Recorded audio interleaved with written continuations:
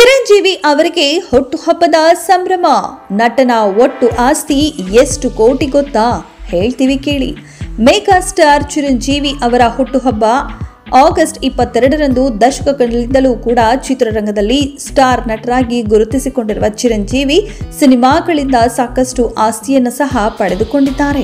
Tollywood ನಟ ಚಿರಂಜೀವಿ ಅವರಿಗೆ August 22ರಂದು ಜನ್ಮದಿನ. ಅವರಿಗೆ ಎಲ್ಲಾ ಕಡೆಗಳಿಂದ ಶುಭಾಶಯಗಳು ಬರುತ್ತಿವೆ. ಅವರಿಗೆ ಇದು 69ನೇ ವರ್ಷದ ಜನ್ಮದಿನ. ಈ ವಯಸ್ಸಿನಲ್ಲಿಯೂ ಅವರು ಫಿಟ್ ಆಗಿದ್ದಾರೆ. ಹಲವು ಚಿತ್ರಗಳನ್ನ ಒಪ್ಪಿ ನಟಿಸುತ್ತಿದ್ದಾರೆ. ಫಿಟ್ನೆಸ್ಗಾಗಿ ಜಿಮ್ ಮಾಡ್ತಾರೆ. ಅವರು ದಕ್ಷಿಣ ಭಾರತದ ಶ್ರೀಮಂತ ನಟರಲ್ಲಿ ಒಬ್ಬರು ಕೂಡ ಹೌದು. ಅವರ ಆಸ್ತಿ ಬಗ್ಗೆ, ಅವರು ಹೊಂದಿರುವ ದುಬಾರಿ ವಸ್ತುಗಳ ಬಗ್ಗೆ ಇಂದಿನ ಈ ವಿಡಿಯೋದಲ್ಲಿ ವಿವರವನ್ನ ತಿಳಿಯೋಣ. ಚಿರಂಜೀವಿ ಅವರು 150ಕ್ಕೂ ಅಧಿಕ ಸಿನಿಮಾಗಳಲ್ಲಿ ನಟಿಸಿದ್ದಾರೆ. ಅವರು ಪದ್ಮಭೂಷಣ ಮತ್ತು ಪದ್ಮವಿಭೂಷಣ ರೀತಿಯ ಅವಾರ್ಡ್ಗಳನ್ನ ಪಡೆದಿದ್ದಾರೆ. ನಟ, ನಿರ್ಮಾಪಕ, ರಾಜಕಾರಣಿಯೂ ಕೂಡ ಹೌದು. ಅವರ ಆಸ್ತಿ ಮೌಲ್ಯ 1650 ಕೋಟಿ ರೂಪಾಯಿ ಇದೆ ಎನ್ನಲಾಗಿದೆ. ಅವರು ಅನೇಕ ಕಡೆಗಳಲ್ಲಿ ದುಬಾರಿ ಮನೆಗಳನ್ನ ಹೊಂದಿದ್ದಾರೆ. ಹೈದರಾಬಾದ್ನ ಜೂಬ್ಲಿ ಹಿಲ್ಸ್ ನಲ್ಲಿ ಅವರು 25,000 ಸ್ಕ್ವೇರ್ ಫೀಟ್ ನ ಮನೆಯನ್ನ ಹೊಂದಿದ್ದಾರೆ.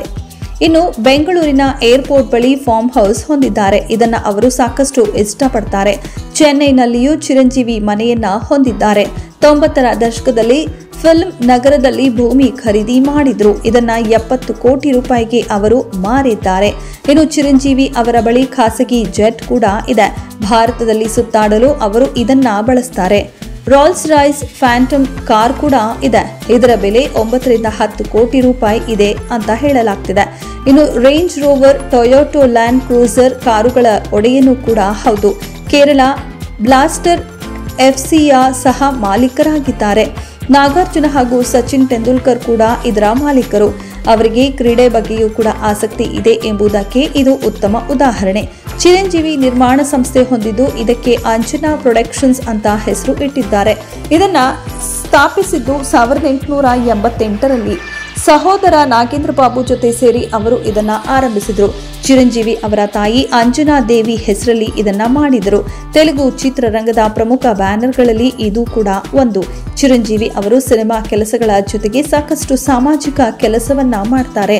ಅವರು ಹಲವು ಒಳ್ಳೆಯ ಕೆಲಸಗಳನ್ನ ಈವರೆಗೆ ಮಾಡಿದ್ದಾರೆ. ಅವರ ಹೆಸರಲ್ಲಿ ಬ್ಲಡ್ ಬ್ಯಾಂಕ್ ಕೂಡ ಇದೆ. ಹಲವು ಕಡೆಗಳಲ್ಲಿ ಚಿರಂಜೀವಿ ಹೂಡಿಕೆ ಮಾಡಿದ್ದಾರೆ. ಚಿರಂಜೀವಿ ಅವರ ಜನ್ಮದಿನಕ್ಕೂ ಮುನ್ನ ಅವರು ತಿರುಮಲಕ್ಕೆ ಭೇಟಿ ನೀಡಿದ್ರು. ಅವರು ದೇವರ ದರ್ಶನವನ್ನ ಪಡೆದು ಬಂದಿದ್ದಾರೆ. ಇದೆಷ್ಟು ಈ ಹೊತ್ತಿನ ಸುದ್ದಿ. ಮತ್ತಷ್ಟು ಸುದ್ದಿಗಳಿಗಾಗಿ ನೋಡ್ತಾ ಇರಿ ಸಿರಿ ಟಿವಿ.